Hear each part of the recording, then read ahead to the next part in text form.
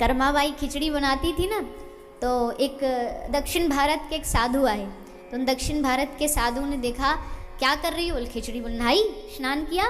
बोले नहीं नहीं, वो स्नान के समय तक तो बहुत देर हो जाती है, जगन्नाथ भगवान को वापस जगन्नाथ जाना पड़ता है, बहुत देर हो जाती है, इसलिए मैं बिना नहाए बना देती हूँ। तो दक्षिण भारत के महात्मा जी नाराज हो गए, बोले तुमको कुछ नहीं पता, क्या मर्यादा होती है, कैसे होती। और बात तो देखो सही कह रहे हैं, स्नान के बाद ही भगवान का भोग बनना चाहिए, तो पहले स्नान करो। बोले ठीक है बाबा जी, हमको पता नहीं था, अब कल से स्नान। अब कल से स्नान करी। अब जब स्नान करके फिर खिचड़ी बनाई, जब तक तो देर हो गई, इतने में भगवान आ गए।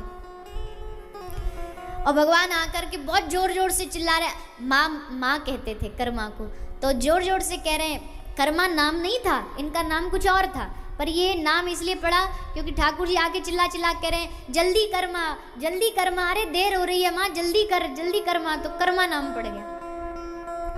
तो बोली भैया अभी तो स्नान ध्यान किया, बनाई खिचड़ी, जल्दी जल्दी खा रहे गरम गरम खिचड़ी। इतने में ही जगन्नाथ मंदिर के समय हो गया भोजन का। आज जगन्नाथ धाम से हमारे महाराज श्री पधारे हैं, तो उनका स्मरण शायद इसी कारण हुआ।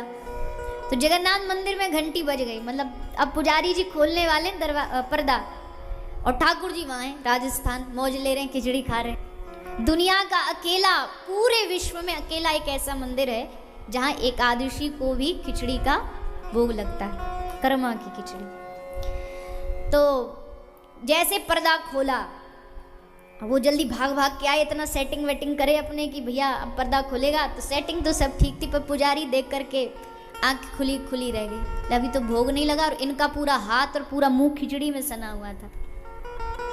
पुजारी जी ने कहा प्रभु कहाँ उदम करके आ रहे हो? बोले कहना नहीं किसी को, कर्मा की खिचड़ी खा के आ रहा हूँ, पता नहीं कौन सा बाबा आ गया, उसको सिखा पढ़ा दिया, नहा धो के बना। अब जब तक मैं वो नहा धो के बनाती, इतने यहाँ मंदिर का भोग का समय, जाओ उस बाबा को समझा के आओ। पुजारी जी को भेजा, सत्य घटना, पुजारी जी बाबा के पास गए, बोले बाबा आपने ये ठीक नहीं किया। बाबा बोले लो, ऐसा भगवान सही करें तो भी इसको ठीक ना लगे, पर वो समझ गए कि भगवान भाव के खातिर कह रहे हैं। तो जाकर के कर्मा को कहा बेटी तू जैसे पहले भोग लगाती थी ना, भगवान का वैसे ही भगवान वैसे ही चाहते हैं। कर्मा बोली चलो एक टेंशन खत्म, अब बिना नहाए भोग लगाऊंगी और ठाकुर जी को पवाऊंगी। तो कई बार हम गलती सुधारने के चक्कर में खुद माथे पे अपराध ले लेते हैं।